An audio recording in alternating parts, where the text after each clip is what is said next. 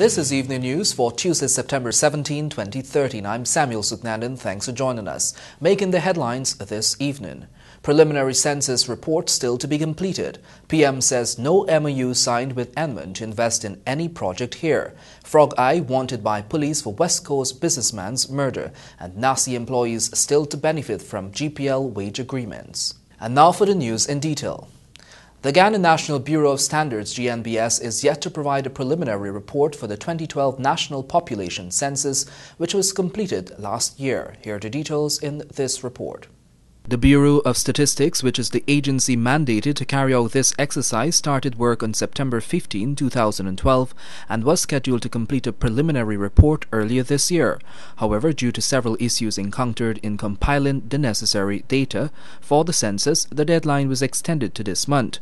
Deputy Census Officer Mrs. Vanessa Prophet told this newscast that nothing has changed from her last comment in the media, which is that the census is still in its verification stage.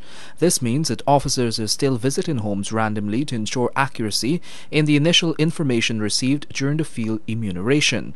The verification process also targets persons who would have been left out in the initial stages of the exercise. Prophet has said that the Bureau wants to ensure it publishes accurate information, hence the reason for the verification process. However, this does not take away from the fact that the exercise is way behind schedule and should already have been completed.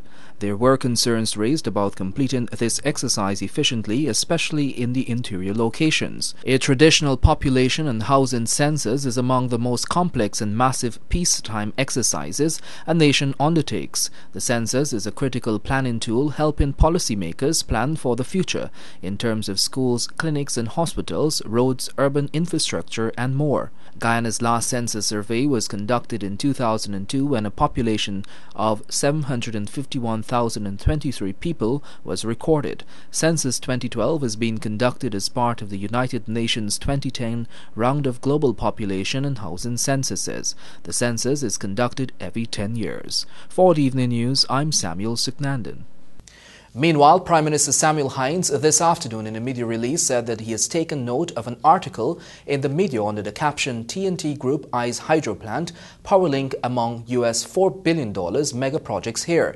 He said that the government of Ghana wishes to clarify that at present there is no memorandum of understanding in force between the Enman Group and the government of Ghana. Hinds said that Enman Services Limited had applied for and was granted a MOU in 2001 to conduct studies at the Takwari site, which was amended a few months later, substituting the Torotruba site. He insisted that the MOU was amended from time to time, eventually expiring by effluxion of time in July of 2010, and Enman Services Limited was duly informed. The People's Progressive Party Civic has accused the other political parties of contributing to the hike in crime in the country by their non-support for critical legislation in the parliament. Whitney Prasad joins us again. The recent statement by a Partnership for National Unity, APNU, that it refuses to take any blame for the crime situation is a clear indication of guilt on their part. This is according to Legal Affairs Minister Anil Nandlal, as he recalled the combined effort in the National Assembly in March by both parties to vote against the Firearms Amendment Bill, which sought to put an end to these kind of illegal activities. The nation will recall that the Minister of Home Affairs and the PPPC were fighting to have this amendment passed to, as I said, correct a loophole so as to make it easier for the police to prosecute successfully and secure from the court convictions in relation to use of firearms. Unfortunately, without the support of the opposition. Nandlal argued that what is even more astonishing is that both parties have recognized the devastating impact of the use of illegal firearms by criminals. Instead, he opined that the opposition sacrificed the safety and security of all Guyanese in their pursuit of petty and vindictive politics. We in the government regard this as a national responsibility and the responsibility of all political parties and politicians. We do not see this as a government responsibility alone. Indeed, the law casts upon the citizen, every citizen of this land, a duty to wage a war against criminals and criminal conduct. The Firearms Amendment Bill would have made it more difficult for criminals to access firearms and, as a result, reduce incidents of crime, particularly as it relates to the use of firearm. The party has since acknowledged a quick response by police ranks on Monday last, which resulted in the interception of a gang of bandits in Metin Mirzork area as they were in the process of committing a robbery. For the evening news, Whitney Prasad. Farmers are already milling on the Now Buddy's rice mill, even though the company has not received its full licensing documentation to operate. However, part owner of the company, Ryan Shivraj, says that the farmers should not be skeptical since the company foresees no problem at all in finalizing the operations grant from the Ghana Rice Development Board, GRDB. The facility located at Branch Road, Maikoni, Region 5, has been bought from the bank by popular Guyanese businessman Prakash Buddy Shivraj in July this year. Arnold Gadraj, the new chief executive officer, assured farmers that they are now in good hands. He said rice farmers can expect honesty and prompt payment of rice with the new management of the company. Join us after these messages for more news.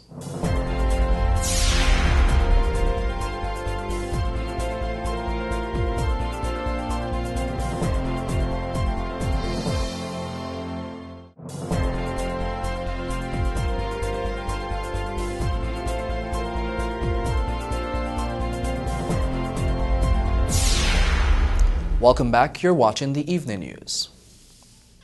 President Donald Ramotar will be handing over awards to some 173 students who were placed in the country's top 1% at this year's National Grade 6 Assessment, NGSA. A total of 16,811 students wrote the NGSA examination in March of this year, with 27 of them securing the top 10 marks from a possible total of 560. When the results were disclosed, President Ramotar had made a promise to award every child who falls within the top 1% at the examination.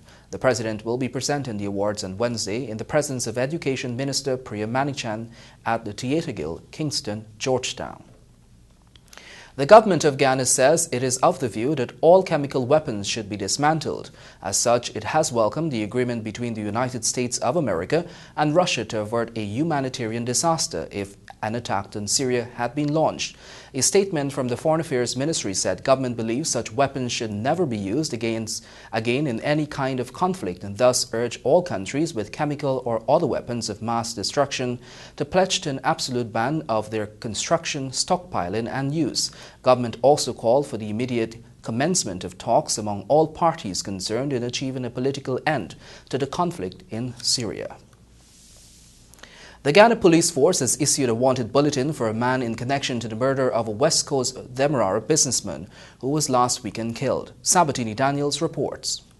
The Guyana Police Force has issued a wanted bulletin for Keith Small, called Frog Eye, being sought after for questioning in relation to the murder of Zulfikar Namdar, which occurred at Metamiringsorg, West Coast Demerara on September 10, 2013. In a release to the media, the Guyana Police Force urged anyone with information that may lead to the arrest of Small to contact the police station on telephone numbers 22-56411, 22-66978, 268-2298, 268-2222-911 or the nearest police station. Small is African, medium built and dark in complexion. His last known address is Lot 74, Campbellville Housing Scheme, Georgetown.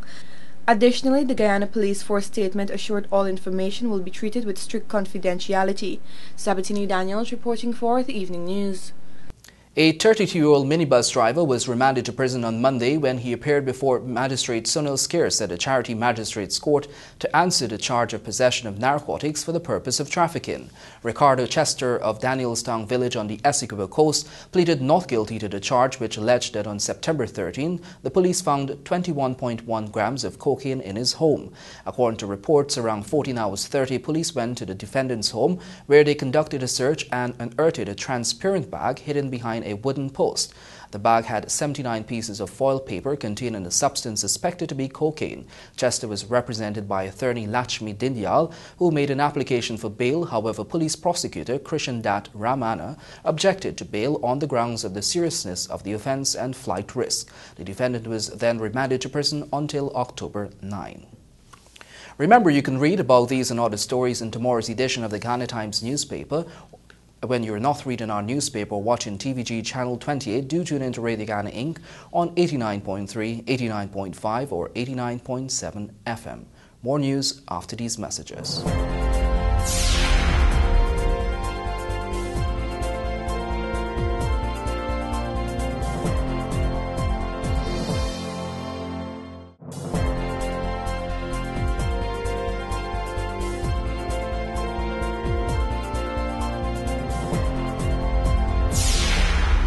You're tuned to TVG Channel 28. This is Evening News. Some 600 plus Guyana Power and Light workers are yet to benefit from an increase in wages and salaries following arbitration that was met between the company and the workers' union. Details in this report.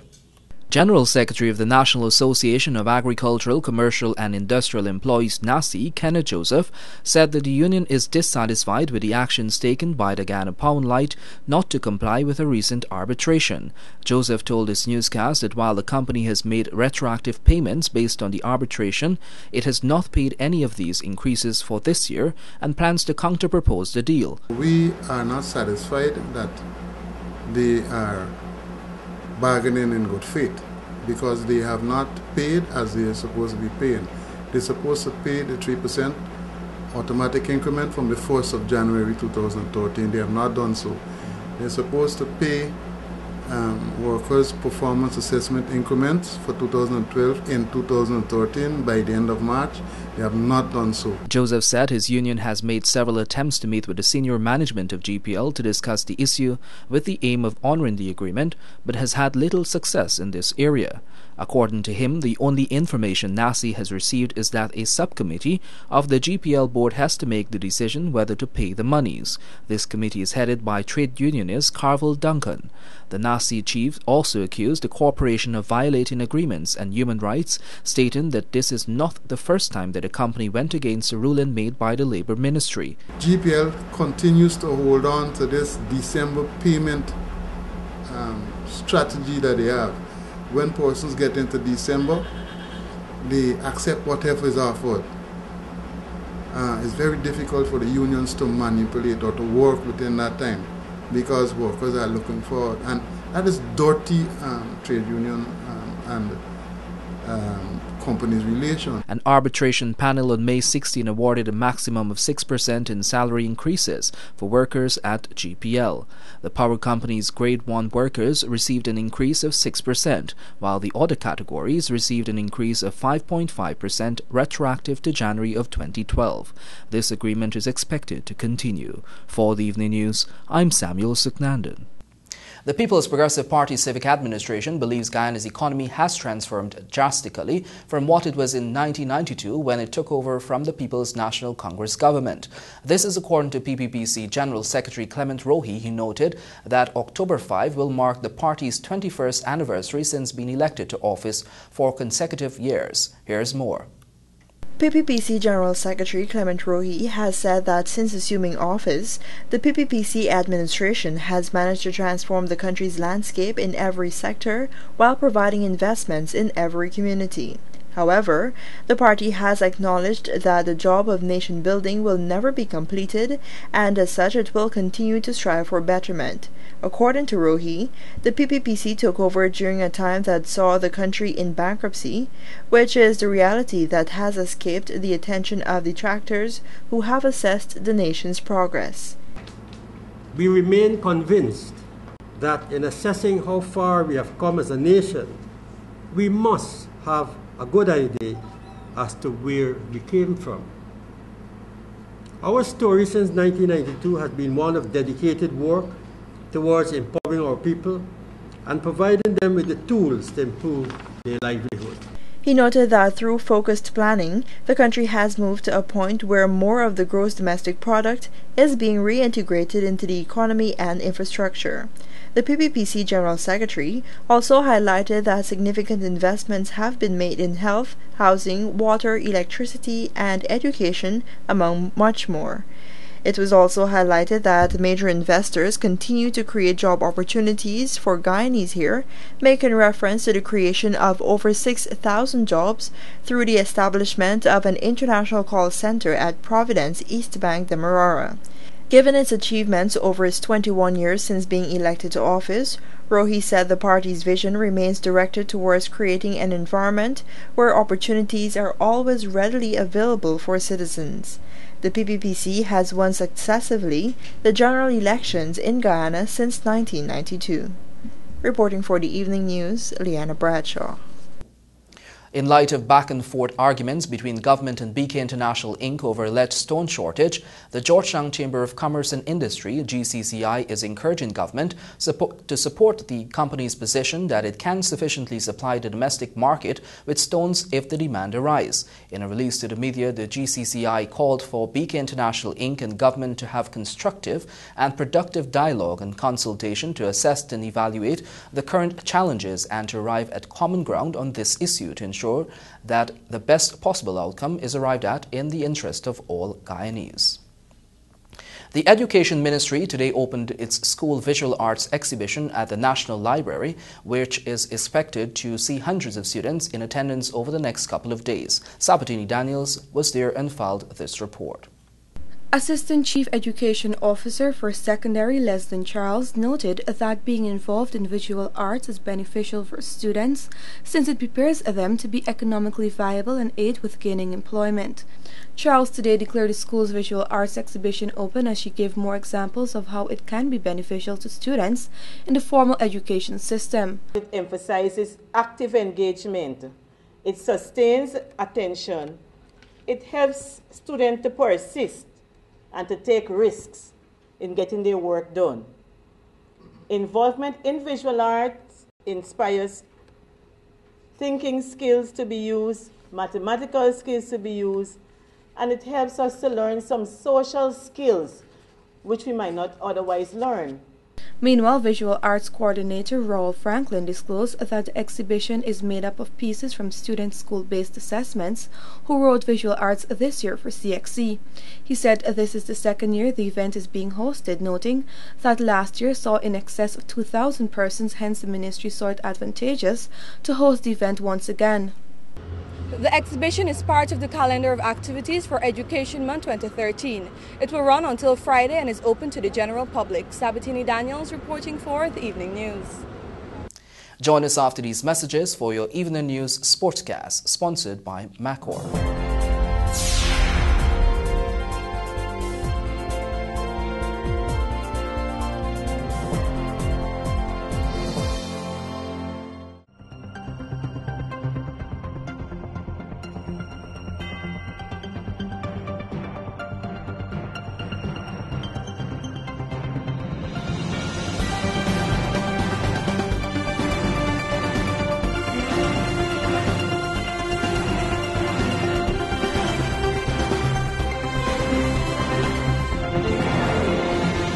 Welcome back. And now for a look at sport in your headlines. West Indies A crushed by India A by 55 runs to level series. Courts golf tourney tees off on Saturday. National women's hockey team leave for Mendoza, Argentina on Wednesday. And Interward basketball coordinator calls for more support. Powered by Jonathan Carter's brilliant all-round show, West Indies A comfortably defeated India A by 55 runs in the second unofficial ODI at Bangalore's stadium on Tuesday.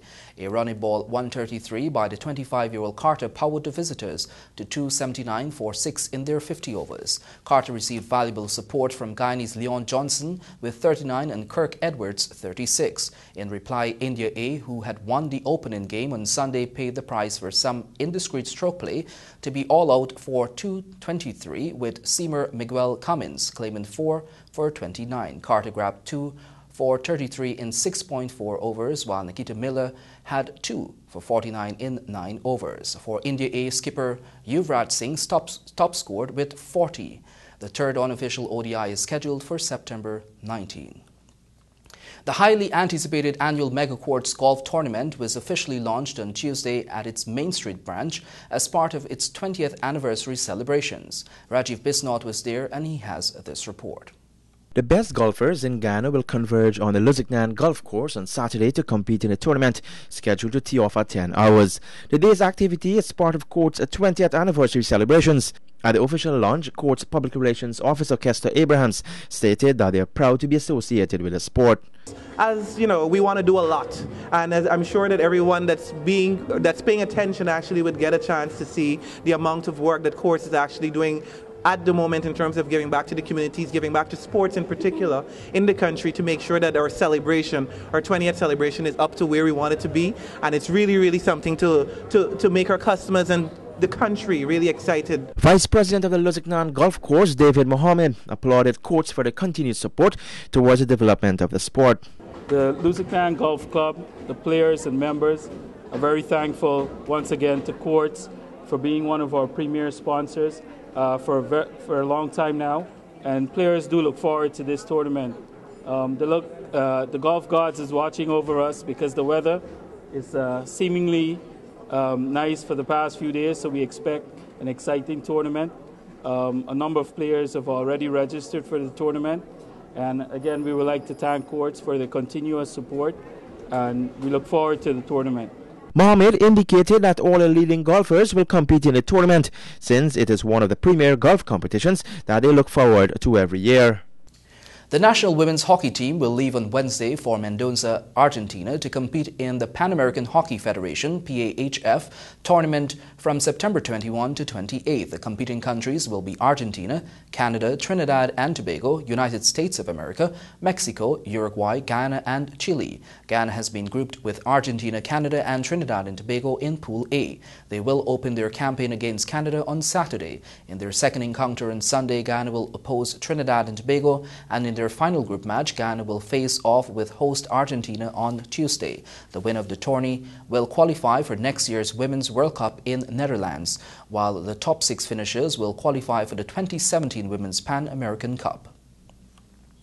The Interward Basketball Championships is nearing its knockout stage but has been lacking in fan support at the Cliff Anderson Sports Hall. Tristan Joseph reports. Basketball has been suffering from a decline in fan support lately and is becoming worrisome.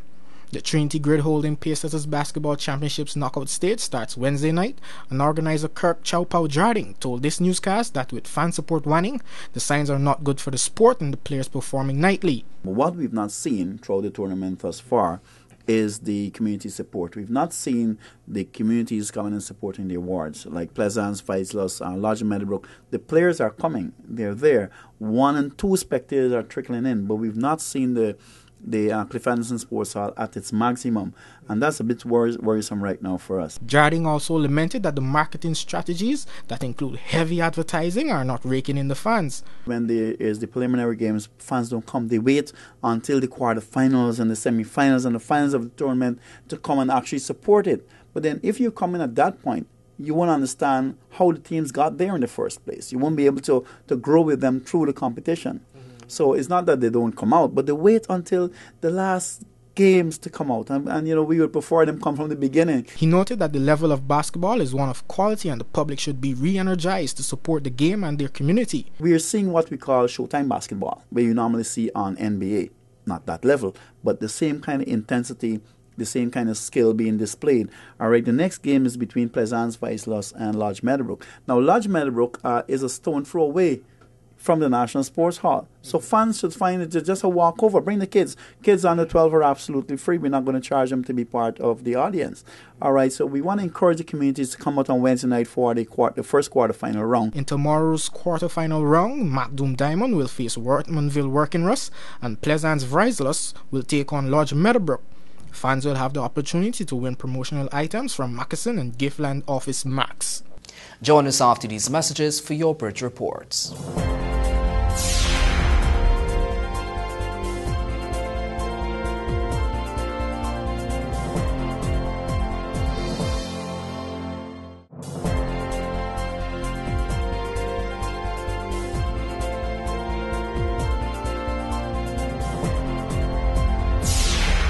Welcome back, and now for a look at your bridge reports. The Demo Harbour Bridge will be closed on Wednesday, September 18 at 14 hours 30 for a period of 1.5 hours. And the Berbice River Bridge will be closed on Wednesday, September 18 at 17 hours for a period of 1.5 hours.